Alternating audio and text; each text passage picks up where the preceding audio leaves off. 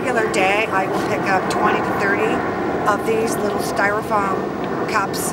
Styrofoam is one of the worst things possible for the beach. Normally I pick up 20 or 30 glass bottles on the beach. This I found washing out in the waves. Normally when I find something like this, I usually find the bottles that go with it.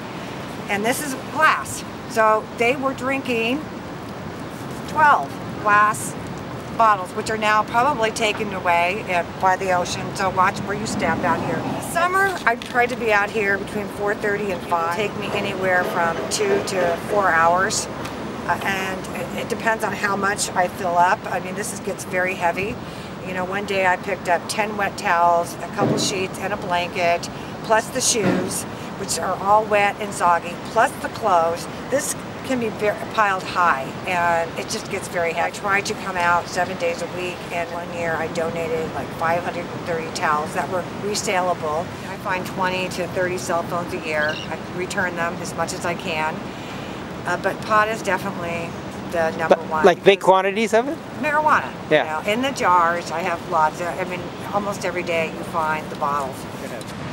So in the summer, there are probably, I mean, every day between, in the quarter to half mile, there will be anywhere between 10 to 30 discarded beach accessories, such as the chairs, the umbrellas, and canopies.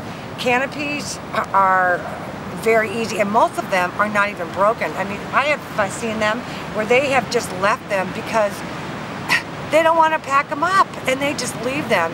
And what the beach people have to do is they have to take them and put them into our landfills, of which we have very limited space on the landfills. Last year, I picked up a whole Tommy Bahama, 4 beach chairs with the umbrella. I mean, this is like a $1,000 set they left on the beach. Picked it up, donated it for battered women. These are the worst and should be banned from even coming into the United States. This styrofoam right here, first of all, it had a covering right here. So the covering comes off, you ride this maybe one time, and the covering comes off. So now this covering is all out there in our oceans. When it breaks, they all fall apart, and then the animals start to eat it. So they are eating every little one of these pieces. These are one of the worst things that could possibly happen. Everything here I found on the beach. So of course, you know, fans, Barbies, my sorting, my electronics. Yeah, you know, because these are not cheap either. Yeah, and light bulbs. You know how, oh, all that mercury in our water. Good thing.